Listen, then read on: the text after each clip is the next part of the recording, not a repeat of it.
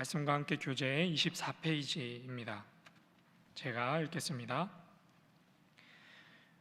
남유다의 마지막 왕인 시드기야 때에 이르러서 예루살렘은 멸망당하고 맙니다. 하지만 하나님께서는 이후에 다윗의 후손 가운데서 다윗이라는 위대한 이름에 어울릴 사람이 나타나게 하시겠다고 약속하십니다. 예레미야는 백성들의 타락과 하나님의 심판 예언으로 괴로워하며 거짓된 평안을 약속하는 거짓 예언자들로 인해 탄식합니다. 이에 대해 하나님께서는 거짓 예언자들을 반드시 심판하겠다고 약속하십니다. 무화과 두 광주리 환상을 통해 하나님께서는 바벨론으로 끌려가는 사람들을 지키시고 반드시 돌아오게 하겠다고 약속하셨습니다. 반면에 애굽에 의지하여 살 길을 찾는 모든 사람들은 반드시 멸망하게 될 것이라고 말씀하십니다. 사랑하는 신일교회 성도 여러분, 반갑습니다. 하나님께서 오늘 이 예레미야 선지자를 통해 주신 말씀, 그 말씀을 통해 우리에게 큰 은혜 주실 줄로 믿습니다. 먼저 오늘 우리가 읽은 본문 말씀이 길기 때문에 큰 틀을 한번 잡아보도록 하겠습니다. 우리가 방금 예레미야 말씀 23장과 24장의 말씀을 읽었는데요, 오늘 본문은 크게 세 부분으로 나눌 수 있습니다. 첫 번째로는 23장 1절에서 8절까지의 내용으로 참된 목자 메시아에 대한 소망의 말씀, 그리고 두 번째로는 23장 9절에서부터 40절까지 거짓 선지자들에 대한 고발과 그 심판에 대한 말씀, 그리고 마지막 세 번째로는 24장 전체에 예레미야가 꾼 좋은 무화과 그리고 나쁜 무화과에 대한 환상 이야기입니다. 먼저 첫 부분에 대한 말씀을 함께 살펴보도록 하겠습니다. 함께 23장 1절의 말씀을 함께 읽겠습니다. 시작. 여호와의 말씀이니라. 내 목장의 양떼를 멸하며 흩어지게 하는 목자에게 화 있으리라. 아멘. 먼저 본문에서는 오실 메시아에 대한 소망의 말씀을 선포하시기 전에 현재 그들에게 있던 목자에 대한 심판을 먼저 선포합니다. 여기에서 등장하는 목자는 예루살렘과 유다를 다스리고 있는 유다의 왕을 뜻한다라고 생각하면 되겠습니다. 지난 토요일에 우리가 함께 살펴본 22장에 기록되어 있는 여호야김과 여호야긴 왕에 대한 하나님의 심판의 말씀이 계속 이어지고 있다, 그렇게 생각해 보면 좋겠습니다. 그 심판의 말씀에 뒤이어서 하나님께서는 이 모든 것을 회복할 참된 목자 메시아에 대한 소망의 말씀을 선포하십니다. 그런데 제가 주목하고자 하는 부분은 그 뒤에 나오는 7절과 8절의 말씀입니다. 우리 함께 7절과 8절의 말씀을 읽어보도록 하겠습니다. 7절과 8절의 말씀 시작. 그러므로 여호와의 말씀이 보라, 날이 이르리니 그들이 다시는 이스라엘 자손을 애굽 땅에서 인도하여 내신 여호와의 사심으로 맹세하지 아니하고 이스라엘 집 자손을 북쪽 땅 그 모든 쫓겨났던 나라에서 인도하여 내신 여호와의 사심으로 맹세할 것이며 그들이 자기 땅에 살리라 하시니라. 아멘. 오늘 우리 함께 기도할 첫 번째 기도 제목입니다. 첫 번째 기도 제목은 오늘을 살아갈 새 은혜를 주시고 새 노래를 부르게 하소서입니다. 오늘을 살아갈 새 은혜를 주시고 새 노래를 부르게 하소서. 7절과 8절의 말씀은 온 이스라엘 사람들이 과거 수천 년 전에, 수백 년 전에 애굽 땅에서 그들의 조상들에게 있었던 그 놀라운 일을 기억하고 그 은혜로 살고 노래한다라는 것이 아니라 이제 곧 새로 찾아올 메시아를 통해 이제 곧 그들 가운데 임할 은혜, 오늘 그들 가운데 있을 은혜로 살고 노래하게 될 것이라는 약속의 말씀입니다. 다시 말해서 과거의 은혜로 오늘을 사는 것이 아니라 오늘 우리에게 있는 은혜로 살게 될 것이다 라고 선포하는 말씀인 것이지요. 어제 날씨가 반짝 추워지기는 했지만 추운 겨울이 끝나고 이제 봄이 우리 가운데 성큼 다가온 것을 우리가 몸으로 체감하고 있는 요즘입니다. 이제 곧 우리 교회 주변에 있는 벚꽃들이 만개하는 것을 우리가 발견하게 될 텐데요. 여기서 제가 질문 하나를 한번 해보겠습니다. 이제 곧 그 벚꽃나무들이 벚꽃을 피우게 될 텐데, 그 꽃잎을 피울 수 있는 이유가 작년에 내린 빗줄기 때문일까요? 아니면 올해 내리고 있는 빗줄기 때문일까요? 한번 생각을 해보시죠.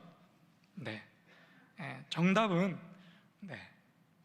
작년에 내린 빗줄기 때문이기도 하지만 지난주 내린 빗줄기, 그리고 올해 내리고 있는 빗줄기 때문이다라는 것입니다. 우리가 이 질문 앞에서 꼭 기억해야 할 것은, 올 봄에 꽃 피울 그 꽃잎들은 작년에 빗물이 있었기 때문에 꽃 피울 수 있는 것도 맞지만, 작년에 아무리 많은 빗물이 내렸다라고 할지라도 올해의 비가 내리지 않으면 절대로 그 꽃잎을 돋아나게 할 수 없다라는 사실입니다. 이것은 우리의 신앙의 영역에서도 마찬가지라고 생각이 듭니다.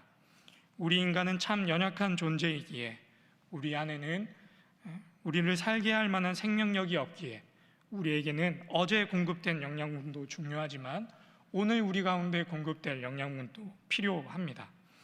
하나님께서 어제 우리에게 주신 은혜를 우리가 기억하고 돌아보는 것도 중요한 일이겠지만, 우리의 신앙이 여전히 거기에 머물러 있다라고 한다면, 과거에 우리에게 주신 은혜만을 우리가 간직하면서 살고 있다라고 한다면, 오늘 우리에게 주시는 하나님의 은혜가 없다라고 한다면, 우리가 새 은혜를 갈망하지 않는다라고 한다면, 우리는 어쩌면 생명력을 잃어가고 있는 나무, 그리고 오늘은 꽃잎을 피우지 못하는 벚꽃나무가 되어버릴지도 모르겠습니다. 사랑하는 신일의 성도 여러분, 일용할 양식만 하나님께 구하지 마시고 일용할 은혜도 하나님께 간절히 구하는 우리 모두가 될 수 있기를 주님의 이름으로 축복합니다. 뒤이어 나오는 말씀을 한번 살펴보겠습니다. 뒤이어 나오는 23장 9절에서 40절까지의 말씀은 거짓 선지자에 대한 고발과 심판에 대한 메시지입니다. 그 중에 23장 25절, 26절의 말씀을 함께 찾아서 읽어보겠습니다. 23장 25절과 26절의 말씀, 시작. 내 이름으로 거짓을 예언하는 선지자들의 말에 내가 꿈을 꾸었다고 말하는 것을 내가 들었노라. 거짓을 예언하는 선지자들이 언제까지 이 마음을 품겠느냐? 그들의 마음 강교한 것을 예언하느니라. 아멘. 함께 기도할 두 번째 기도 제목입니다. 주님, 우리가 헛된 꿈에서 깨어나게 하소서. 주님, 우리가 헛된 꿈에서 깨어나게 하소서입니다. 앞서 우리는 목자에 대한 심판을 살펴보았고, 이제 9절부터 40절까지 이어지는 선지자들에 대한, 거짓 선지자들에 대한 심판의 말씀을 살펴보고 있습니다. 여러분, 이 목자에 대한 심판, 그리고 선지자에 대한 심판의 말씀을 읽으시면서 머릿속에 어떤 생각이 스쳐 지나가셨나요?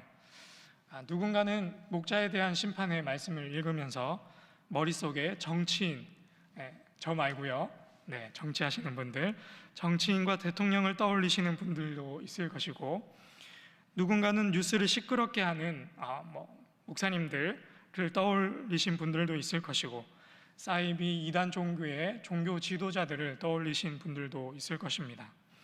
물론 본문이 1차적으로 목자에 대한, 그런 권력가들에 대한, 그리고 종교 지도자들에 대한 심판, 고발과 심판의 메시지를 담고 있긴 합니다. 그렇지만 하나님께서 오늘 이 말씀을 우리에게 주셨다, 나에게 주셨다라고 우리가 믿음으로 고백하고 있기에, 우리가 그 목자와 그 선지자들의 우리의 이름을 한번 올려놓을 필요가 있겠습니다. 우리는 과연 저 악을 행하는 목자와 선지자처럼 악행과 거짓을 일삼고 있지는 않은가? 우리는 그들이 꾸고 있는 그 헛된 꿈처럼 우리도 그 헛된 꿈을 꾸고 있지는 않은가? 우리는 우리의 이익을 대변하기 위해서 하나님의 이름을 사용하고, 하나님의 이름을 빙자하고, 하나님의 이름을 망령되이 일컫고 있지는 않은가? 우리는 하나님께서 우리에게 원하시는 거룩의 꿈이 아닌 세상 가운데서의 성공과 형통과 출세의 꿈을 꾸고 있지는 않은가? 오늘 우리가 하나님께 일용할 은혜를 구할 때에 우리는 그 은혜를 거룩함과 주의 동행이 아닌 세속을 구하고 있지는 않은가 하는 질문입니다. 이 헛된 꿈이라고 하는 선상에서 우리 함께 세 번째 말씀을 찾아 읽어보도록 하겠습니다. 24장 1절에서 3절까지의 말씀입니다. 24장 1절에서 3절까지의 말씀 함께 읽겠습니다.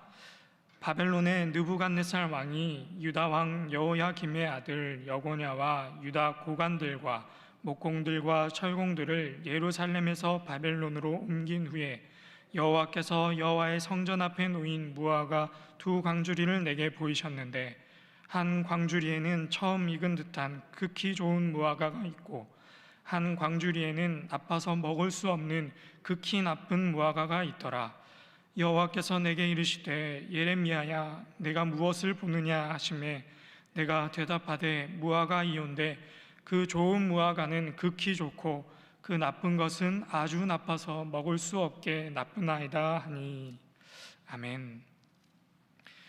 24장에서 하나님께서는 예레미야에게 환상 하나를 보여주십니다. 그 환상에서 예레미야는 여호와의 성전 앞에 놓여 있는 두 광주리를 보게 되는데 한 광주리에는 아주 좋은 최고의 품질을 가지고 있는 무화과가 담겨 있고 다른 한 광주리에는 도저히 먹을 수 없는, 사람이 먹을 수 없는 나쁜 상태의 무화과가 담겨 있었습니다. 만약에 그 두 광주리를 우리 앞에 내려놓고 이 둘 중에 무엇을 선택하겠습니까? 라고 한다면 바보가 아닌 이상 가장 좋은 극상의 상품이 담겨있는 그 광주리를 선택할 것입니다. 그런데 우리는 이 지점에서 이런 질문을 던져볼 필요가 있겠습니다.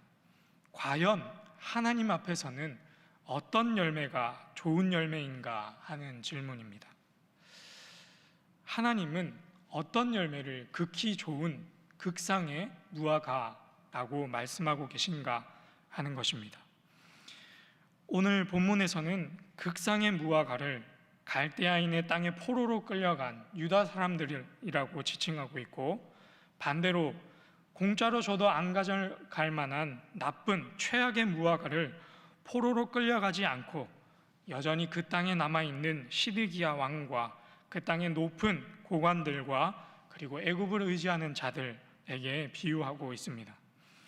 그냥 흘겨보면 뭐 그렇구나 하겠지만 그들이 놓인 상황을 생각하면 생각해 볼수록 이거 참 이상하다 하는 생각이 듭니다.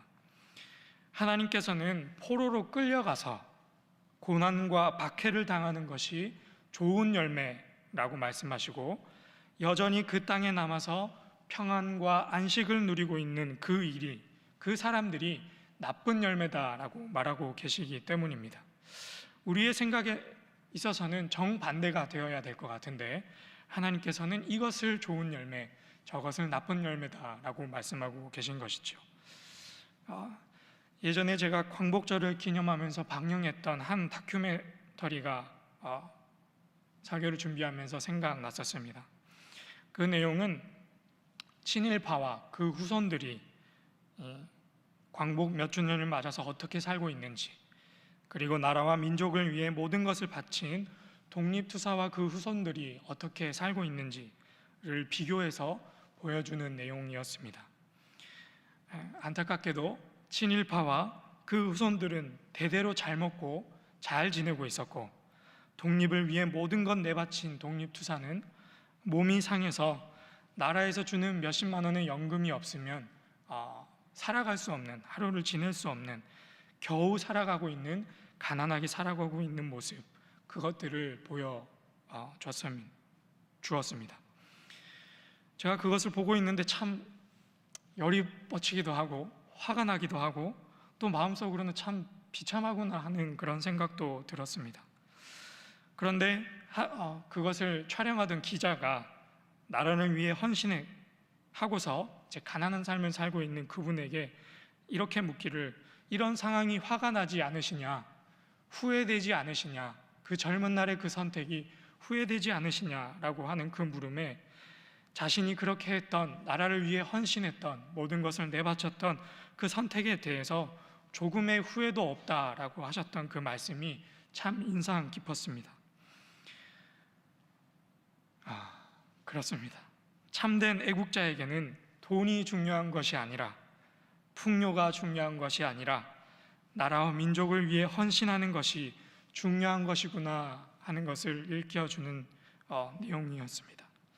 참 감사하고 참 멋지다, 나도 저렇게 살아야겠구나 하는 다짐을 했었더랬습니다. 마찬가지로 하나님을 사랑하는 사람들, 그 말씀을 사모하는 사람들도 이와 같아야 할 것이라는 생각이 듭니다. 사랑하는 신일의 성도 여러분, 오늘 우리는 어떤 꿈을 꾸고 있습니까? 세상이 말하는 평안, 형통, 풍요, 그런 것들을 꿈꾸고 있지는 않으신지요? 오늘 우리에게 있어서 좋은 열매란 어떤 열매이겠습니까? 참된 그리스도인이 꿔야 할 꿈은 참된 그리스도인이 판단해야 할 좋고 나쁜 열매의 기준은 하나님 나라의 참된 백성으로서 맺어야 할 극상의 무화과는 거룩이라는 이름의 무화과인 줄로 믿습니다. 이 거룩이 없는 형통은 헛된 꿈입니다. 이 거룩이 없는 평안은 가짜 열매입니다. 이 거룩이 없는 목자와 선지자와 그리스도인은 그저 오늘 본문의 말씀처럼 하나님의 말씀 앞에 쓸려 내려갈 심판의 대상일 뿐입니다. 그래서 오늘 우리 마지막으로 간절히 기도할 세 번째 기도 제목은 주여 거룩의 열매를 선택하는 삶 되게 하소서입니다. 주여 거룩의 열매를 선택하는 삶 되게 하소서입니다.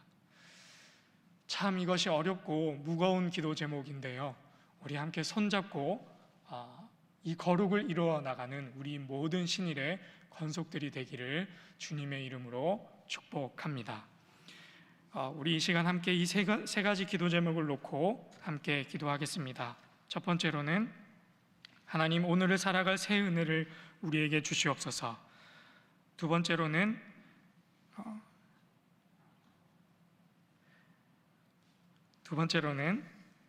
주님 우리가 헛된 꿈에서 깨어나게 하여 주시옵소서. 그리고 마지막 세 번째로는 주여 우리가 거룩의 열매를 선택하는 삶 되게 하소서. 그리고 우리 배요한 위임 목사님과 또 선교 사역을 감당하고 있는 선교사님들을 위해 함께 기도하겠습니다. 주여 믿습니다. 주여 믿습니다. 주여 믿습니다.